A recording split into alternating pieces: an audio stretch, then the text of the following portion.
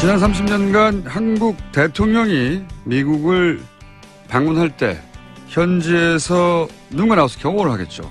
그 경호를 맡아온 한국의 경찰, 미국 수도 워싱턴 메트로폴리탄 경찰국에서 32년째 근무해서 아시아계 최장기 근속 기록을 가지고 계십니다.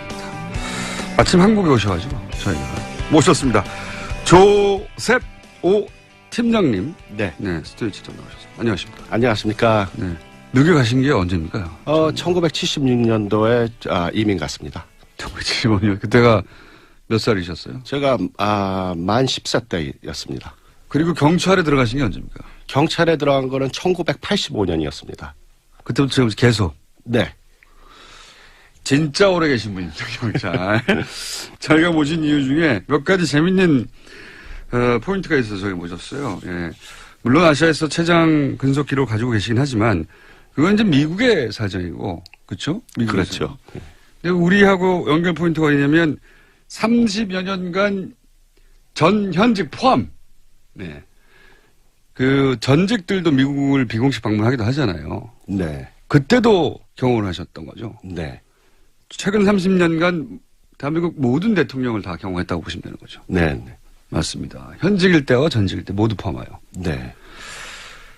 또 한 가지 제가 좀 이따가 언급할 텐데, 지난 2013년 박근혜 전 대통령이 첫 방미를 했을 때 윤창중 청와대 대변인 성추행 사건이 있었죠. 최근에 다 사실 무근이라며 윤창중 씨가 다시 복귀했습니다만 그때 그 사건을 직접 담당했던 궁금하게 너무 많은 사건, 이 사건을 직접 담당했던 당시 경찰이시죠? 네, 그렇습니다. 네. 본인의 팀에서 수사한 거죠?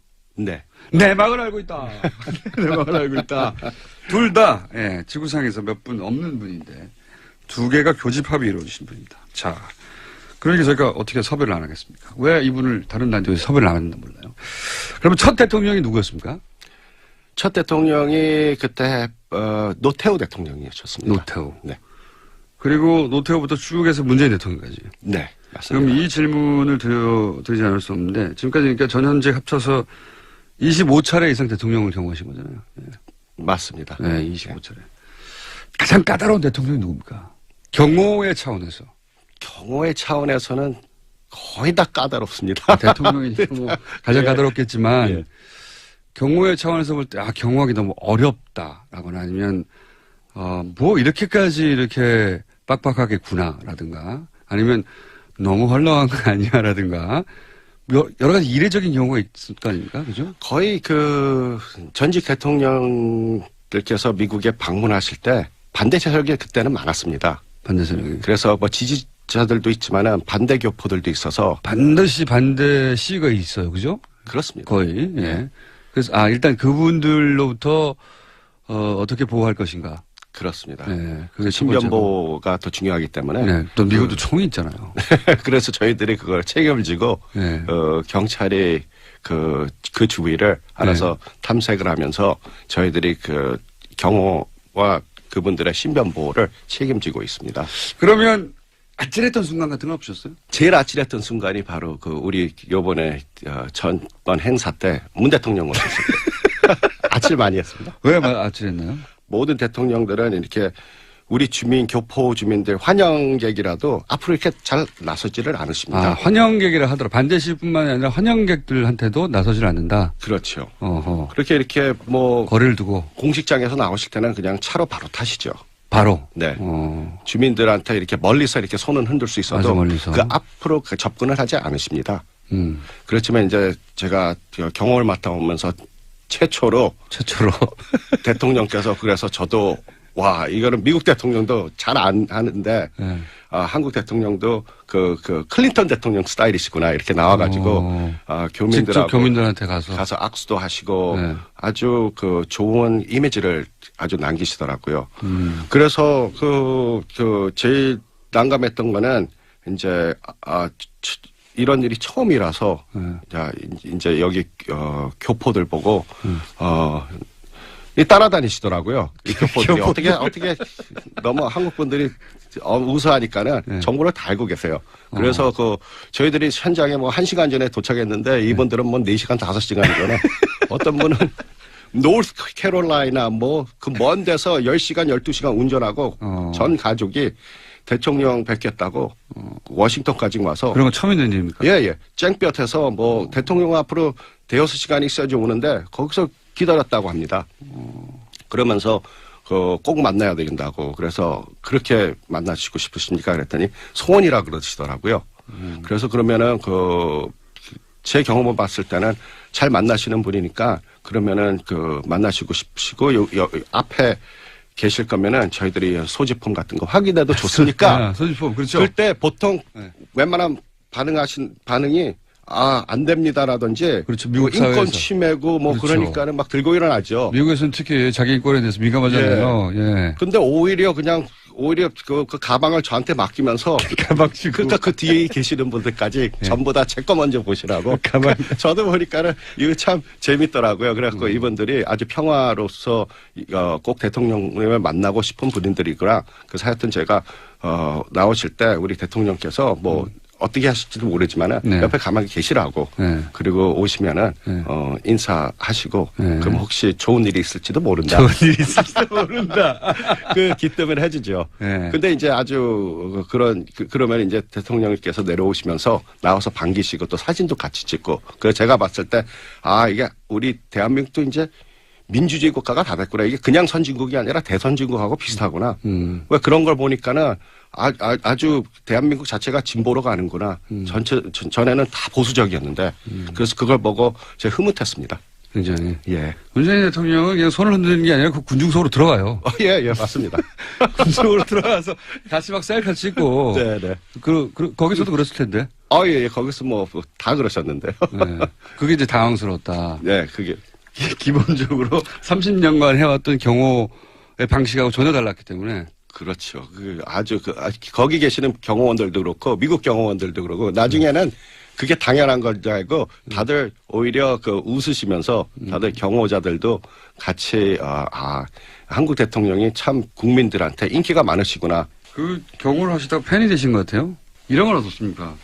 임명호 80년대부터 대한민국 대통령 경호를 맡으셨기 때문에 이 30년이잖아요. 30년이면 사실 많은 게 변합니다. 그렇죠? 그렇습니다. 그 30년을 대통령을 경호하면서 그 변화가 있을 거 아닙니까?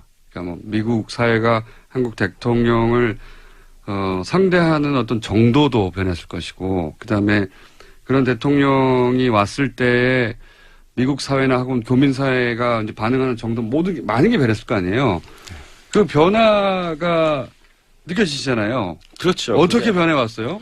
맨 처음에 시작했을 때는 한 88년대 그때는 이제 경호가 붙으면은 뭐 우리가 뭐 특급, A급, B급 그렇게 나가는데 그때 뭐 한 B급 정도로. 대통령이라 하더라도 B급 정도. B급 정도. C급도 있습니까? 그렇죠. D급도 있고. 근데 그때 한국은 어쨌든 한미 동맹 국가이긴 했지만 B급 정도였다. 그 당시는요. 그 당시 기준으로 봐자면 B급. 노태우 대통령은 B급으로. 그 당시는 그렇죠. 80년대 후반에 가서는 이제 B급이었다가 그 다음에 90년대 김영삼, 김대중 이렇게 이어지죠. 그때까지 거기서 이제 한 B급에서 또 사실 A급으로 올라가는데 B급하고 A급은 진짜 또 하늘과 땅 차이입니다. 그래요? 예. 김대중 대통령 그럼 A급 대우를 받으셨나요? A급도 아니고 B급도 아니고 한 B 플러스? B 플러스 정도 중간에. 그 정도까지 올라오셨다 그때. 김대중 대통령은. B 플러스면 그러면 그때도 인기가 좋으셨으니까는. 300명까지는 아니고. 한 뭐 100명 정도 뭐 이렇게 되는 겁니까? 그렇죠. 그 정도. 한 120명 그 정도. 120명 정도. 그럼 A급으로 올라서게 된 건 언제쯤입니까? A급으로 올라온 거는 제가 경험한 거는 요번이 제일 컸습니다. A급이. 그래요? 여기 뭐 A급 중에서도 좀 거의 특급에 거의 맞먹을 정도로. 이번에요? 최고로 대통령 중에서는 최고 대우 받으셨죠. 미국에서도. 앞으로는 뭐 더 할 거고.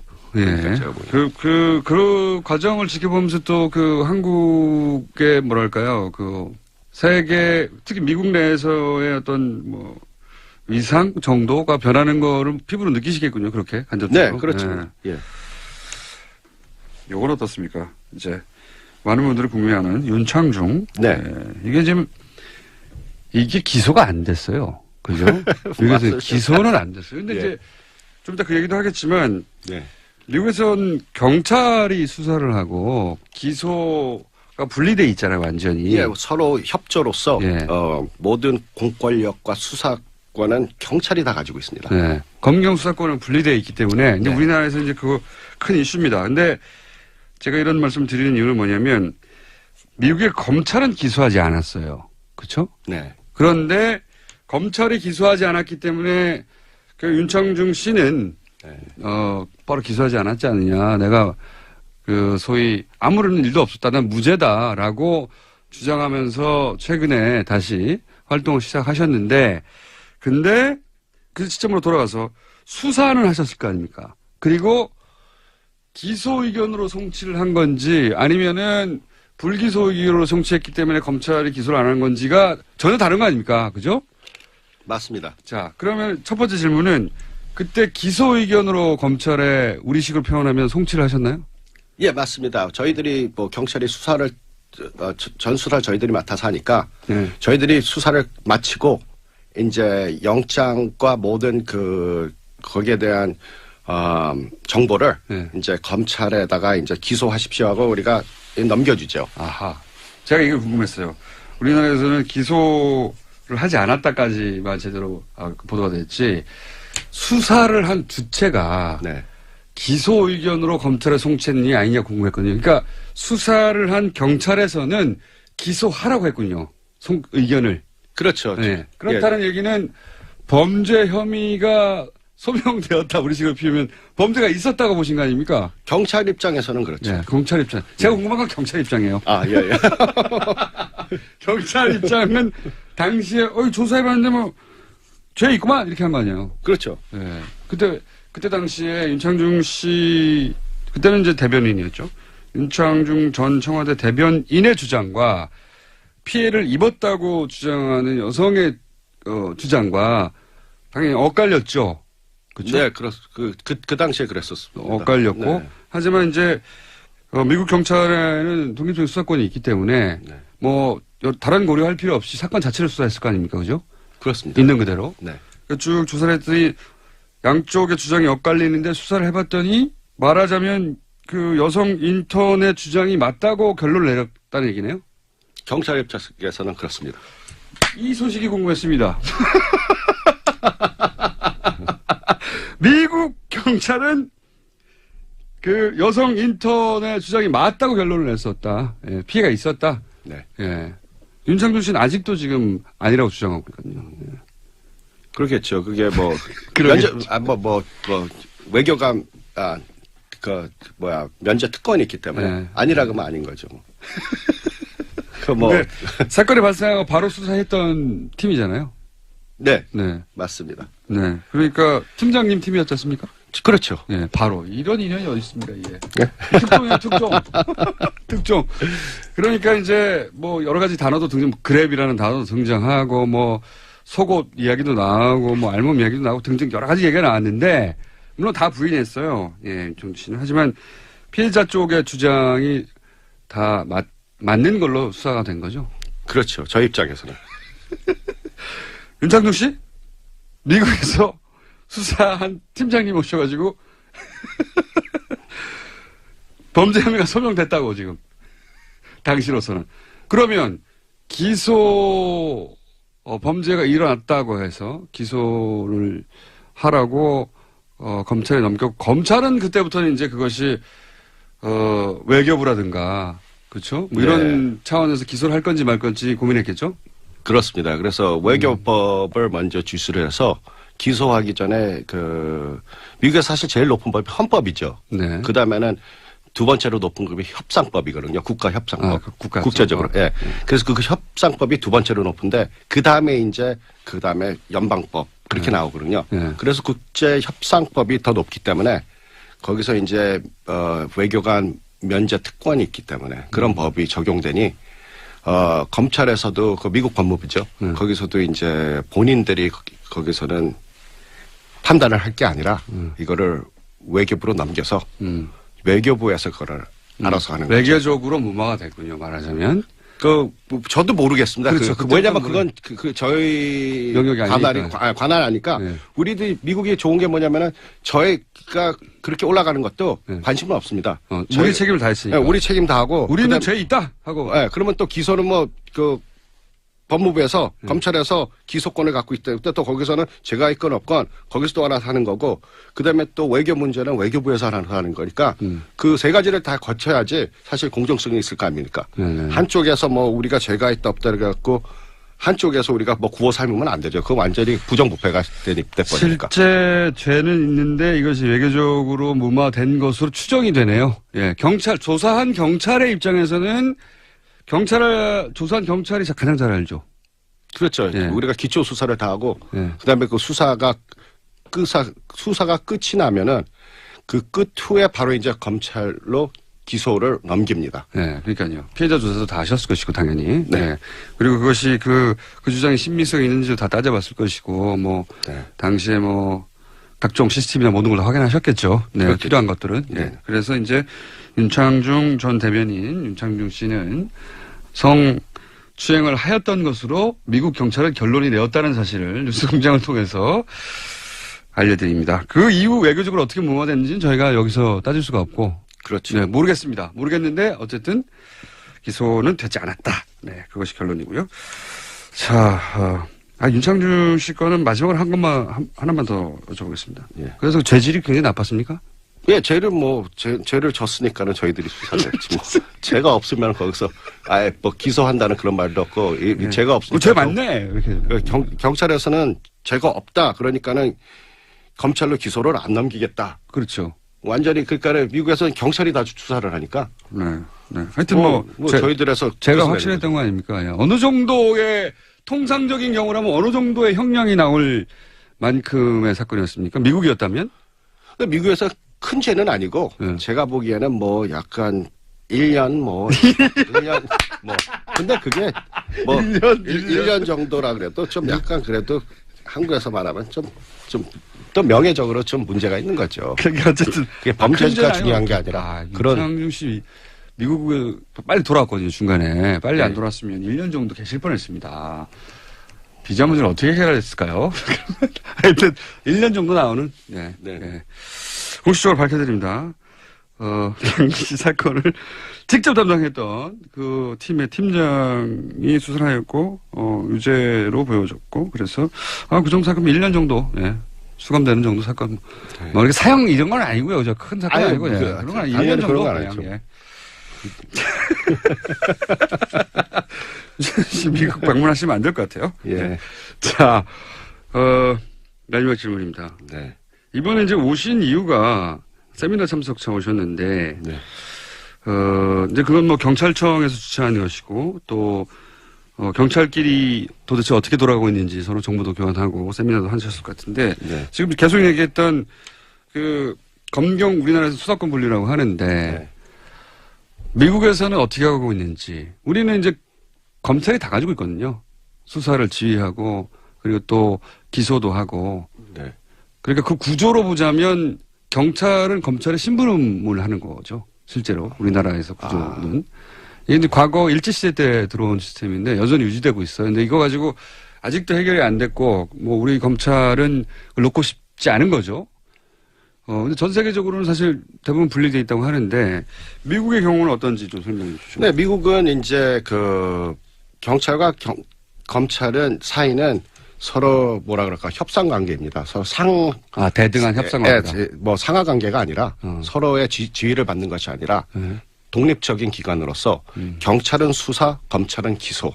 완전히 분리되어 있습니다. 그래서 우리가 수사하는데 검찰이 이렇게 옆에서 같이 수사를 할 수도 없고 왜 수사를 할 수 없냐. 검사가 만약에 경찰 수사에 가입하게 되면은 그 검사는 증인으로밖에 책정이 될 수 없기 때문에 재판에 가서 그 검사는 그 사건을 진행할 수가 없습니다. 아예 배제해버린다. 네.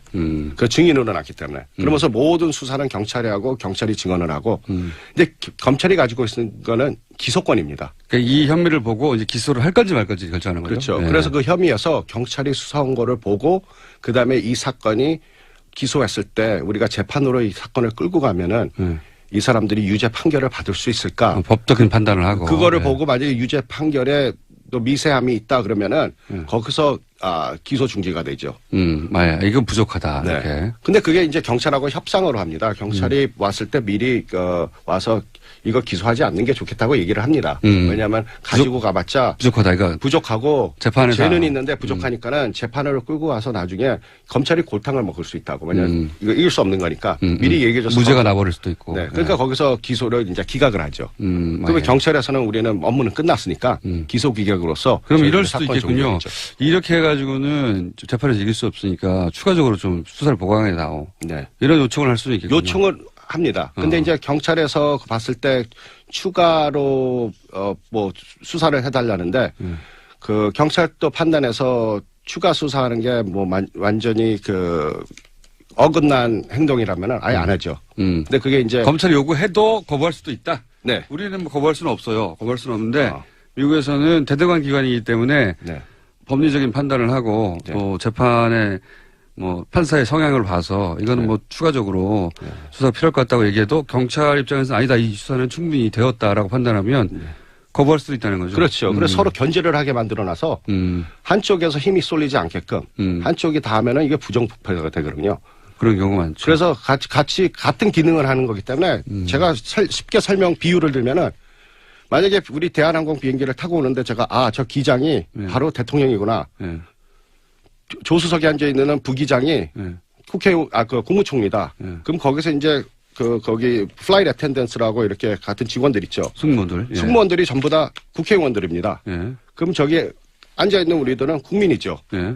그러면 왼쪽 엔진, 오른쪽 엔진 날개가 누구냐면 왼쪽 엔진하고 오른쪽 엔진은 검찰이고 예.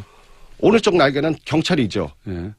근데 그리고 뒤쪽 날개들은 다른 공공기관이고. 근데 경찰하고 검찰이 서로 잘 손발을 맞춰가면서 협조적으로 동등하게 해야지 이 비행기가 안전한 데로 가고 또 앞에서 대통령께서는 그거를 잘 운행하시고 그 뒤에서 이제 승무원되는 우리 국회의원께서 잘 협조를 하면은 이 안전까지는 아주 잘 도착하고 모든 사람들이 기쁘게 되겠죠.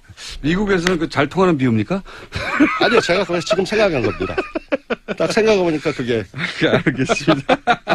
그러니까 지금 한국에서 아마 미국에서 저 경찰 생활 하셨기 때문에 한국에서 이런 논란이 있다는 게 좀 이해가 안 되는 면도 있으실 것 같아요. 예, 저는 완전히, 이 세계에서 우리 대한민국만 딱 한쪽에 권력이 있으니까 그래서 한쪽에 싫어하면 혼자서 거기서 뭐 어떻게 뭐 그렇죠. 조정을 마음대로 하고 그러면은 그게 좀 약간 이해가 안 갑니다, 저는. 네, 왜 한국은 이렇게 하지? 이렇게 생각이 드신다는 네. 거죠.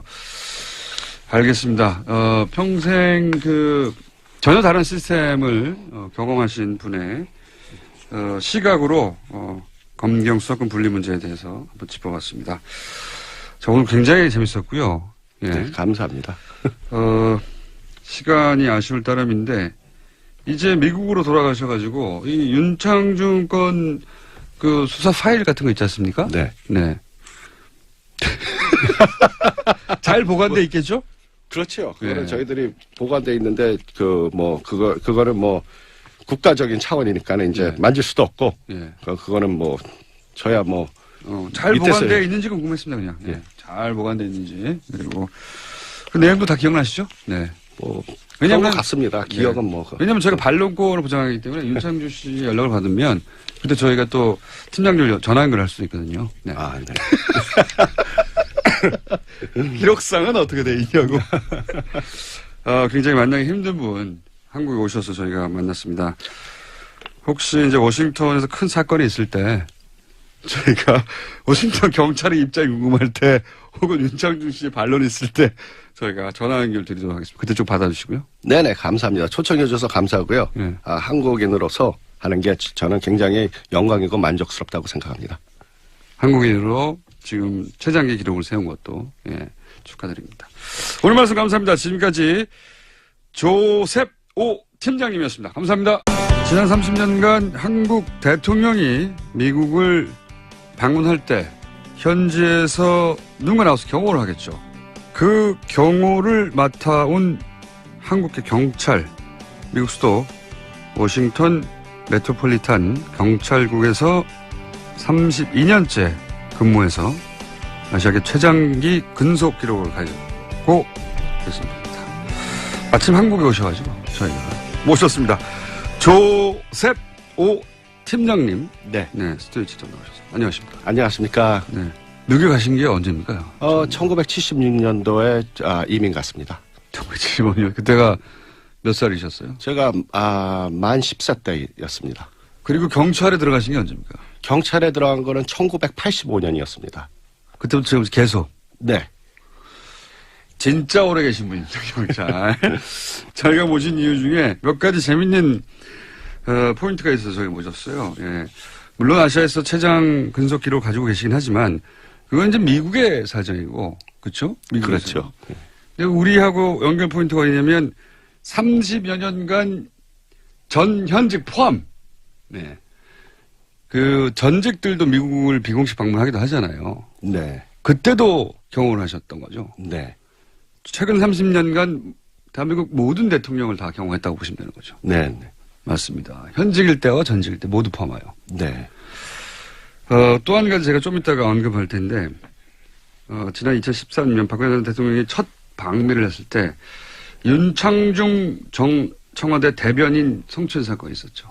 최근에 다 사실 무근이라며 윤창중 씨가 다시 복귀했습니다만, 그때 그 사건을 직접 담당했던, 궁금하게 너무 많은 사건, 이 사건을 직접 담당했던. 예. 근데 오히려 그 가방을 저한테 맡기면서 가방 주고. 그러니까 그 뒤에 계시는 분들까지 전부 다 제 거 먼저 보시라고. 가방. 저도 보니까는 이거 참 재밌더라고요. 그래갖고 이분들이 아주 평화로서 꼭 대통령을 만나고 싶은 분들이구나. 그래서 하여튼 제가 나오실 때 우리 대통령께서 뭐 어떻게 하실지도 모르지만은 네. 옆에 가만히 계시라고. 네. 그리고 오시면은 네. 인사하시고 네. 그럼 혹시 좋은 일이 있을지도 모른다. 좋은 일이 있을지도 모른다. 그 기뜸을 해주죠. 네. 근데 이제 아주 그러면 이제 대통령께서 내려오시면서 나와서 반기시고 또 사진도 같이 찍고. 그래서 제가 봤을 때 이게 우리 대한민국도 이제 민주주의 국가가 다 됐구나. 이게 그냥 선진국이 아니라 대선진국하고 비슷하구나. 왜 그런 걸 보니까는 아주 대한민국 자체가 진보로 가는구나. 전에는 다 보수적이었는데. 그래서 그걸 보고 제가 흐뭇했습니다. 굉장히. 예. 문재인 대통령은 그냥 손을 흔드는 게 아니라 그 군중석으로 들어가요. 예, 맞습니다. 군중석으로 들어가서 같이 막 셀카 찍고. 네. 거기서도 그랬을 텐데. 예. 거기서 뭐 다 그러셨는데요. 네.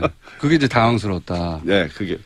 기본적으로 30년간 해왔던 경호의 방식하고 전혀 달랐기 때문에. 그렇죠. 거기 계시는 경호원들도 그렇고, 미국 경호원들도 그렇고, 나중에는 그게 당연한 걸 줄 알고, 다들 오히려 웃으시면서, 다들 경호자들도 같이, 한국 대통령이 참 국민들한테 인기가 많으시구나. 그 경호를 하시다가 팬이 되신 것 같아요. 이런 건 어떻습니까?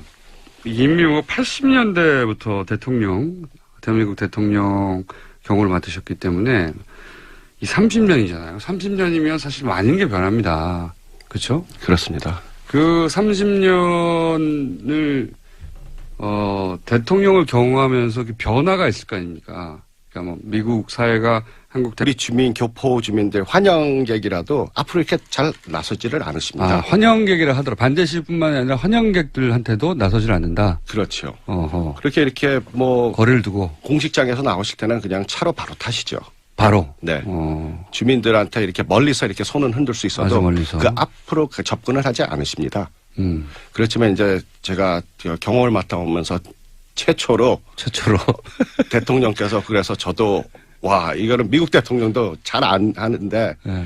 한국 대통령도 그 클린턴 대통령 스타일이시구나 이렇게 나와가지고 교민들하고 직접 교민들한테 가서 악수도 하시고 네. 아주 좋은 이미지를 아주 남기시더라고요.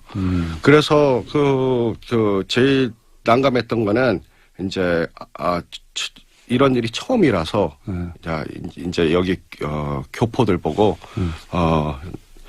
따라다니시더라고요. 이 교포들이 어떻게 너무 한국 분들이 우수하니까는 네. 정보를 다 알고 계세요. 그래서 저희들이 현장에 뭐 1시간 전에 도착했는데 이분들은 뭐 4시간, 5시간 전에 어떤 분은 노스 캐롤라이나 뭐 그 먼 데서 10시간, 12시간 운전하고 전 가족이 대통령 뵙겠다고 워싱턴까지 와서. 그런 건 처음 있는 일입니까? 예. 쨍볕에서 뭐 대통령 앞으로 대여섯 시간이 있어야지 오는데 거기서 기다렸다고 합니다. 그러면서 꼭 만나야 된다고. 그래서 그렇게 만나시고 싶으십니까? 그랬더니 소원이라 그러시더라고요. 그래서 그러면은 제 경험을 봤을 때는 잘 만나시는 분이니까 그러면은 만나시고 싶으시고 앞에 계실 거면은 저희들이 소지품 같은 거 확인해도 좋습니까? 소지품, 그렇죠. 그때 보통 네. 웬만한 반응이 안 됩니다라든지 그렇죠. 미국 인권 사회에서. 침해고 뭐 그렇죠. 그러니까는 막 들고 일어나죠. 미국에서는 특히 자기 인권에 대해서 민감하잖아요. 당시 경찰이시죠? 네, 그렇습니다. 네. 본인의 팀에서 수사한 거죠? 네. 내막을 알고 있다. 내막을 알고 있다. 둘 다 지구상에서 몇 분 없는 분인데 두 개가 교집합이 이루어지신 분입니다. 자, 그러니까 저희가 어떻게 섭외를 안 하겠습니까? 왜 이분을 다른 단체에 섭외를 안 했는지 몰라요. 그러면 첫 대통령이 누구였습니까? 첫 대통령이 그때 노태우 대통령이셨습니다. 노태우. 네. 그리고 노태우부터 쭉 해서 문재인 대통령까지. 네, 맞습니다. 그럼 이 질문을 드리지 않을 수 없는데 지금까지 그러니까 전현직 합쳐서 25차례 이상 대통령을 경험하신 거잖아요. 네. 맞습니다. 네, 25차례. 가장 까다로운 대통령이 누굽니까? 경호의 차원에서. 경호의 차원에서는 거의 다 까다롭습니다. 대통령이 뭐 가장 예. 까다롭겠지만 예. 경호의 차원에서 볼 때 경호하기 너무 어렵다라거나 아니면 뭐 이렇게까지 이렇게 빡빡하겠구나라든가 아니면 너무 헐렁한 거 아니야라든가 여러 가지 이례적인 경우가 있을 거 아닙니까? 그죠? 거의 전직 대통령들께서 미국에 방문하실 때 반대 세력이 그때는 많았습니다. 반대 세력이. 그래서 뭐 지지자들도 있지만은 반대 교포들도 있어서 반드시 반대 시위가 있어요. 그죠? 그렇습니다. 거의. 예. 그래서 일단 그분들로부터 어떻게 보호할 것인가. 그렇습니다. 네, 그게 신변보호가 더 중요하기 때문에. 네, 또 미국도 총이 있잖아요. 그래서 저희들이 그걸 책임을 지고 네. 경찰이 그 주위를 알아서 탐색을 하면서 저희들이 경호와 그분들의 신변보호를 책임지고 있습니다. 그러면 아찔했던 순간 같은 건 없으셨어요? 제일 아찔했던 순간이 바로 우리 요번에 전번 행사 때 문 대통령 오셨을 때 아찔 많이 했습니다. 왜 아찔했나요? 모든 대통령들은 이렇게 대통령을 상대하는 어떤 정도도 변했을 것이고 그다음에 그런 대통령이 왔을 때 미국 사회나 혹은 교민 사회가 이제 반응하는 정도 많은 게 변했을 거 아니에요. 그 변화가 느껴지잖아요. 그렇죠. 어떻게 변해왔어요? 맨 처음에 시작했을 때는 한 88년대 그때는 이제 경호가 붙으면은 뭐 우리가 뭐 특급, A급, B급 그렇게 나가는데 그때 뭐 한 B급 정도로. 대통령이라 하더라도 B급 정도. B급 정도. C급도 있습니까? 그렇죠. D급도 있고. 근데 그때 한국은 어쨌든 한미 동맹 국가이긴 했지만 B급 정도였다. 그 당시는요. 그 당시 기준으로 가자면 B급. 노태우 대통령은 B급으로 그 당시는 그렇죠. 80년대 후반에 가서는 이제 B급이었다가 그 다음에 90년대 김영삼, 김대중 이렇게 이어지죠. 그때까지 거기서 이제 한 B급에서 또 사실 A급으로 올라가는데 B급하고 A급은 진짜 또 하늘과 땅 차이입니다. 그래요? 예. 김대중 대통령 그럼 A급 대우를 받으셨나요? A급도 아니고 B급도 아니고 한 B 플러스? B 플러스 정도 중간에. 그 정도까지 올라오셨다 그때. 네네. 김대중 대통령은. 네. B 플러스면 그러면 그때도 인기가 좋으셨으니까는. 300명까지는 아니고. 한 뭐 100명 정도 쓰면 이렇게 되는 겁니까? 그렇죠. 그 정도. 한 120명 그 정도. 120명 정도. 그럼 A급으로 올라서게 된 건 언제쯤입니까? A급으로 올라온 거는 제가 경험한 거는 요번이 제일 컸습니다. A급이. 그래요? 여기 뭐 A급 중에서도 좀 거의 특급에 거의 맞먹을 정도로. 이번에요? 최고로 대통령 중에서는 최고 대우 받으셨죠. 미국에서도. 앞으로는 뭐 더 할 거고. 제가 그 과정을 지켜보면서 또 한국의 뭐랄까요.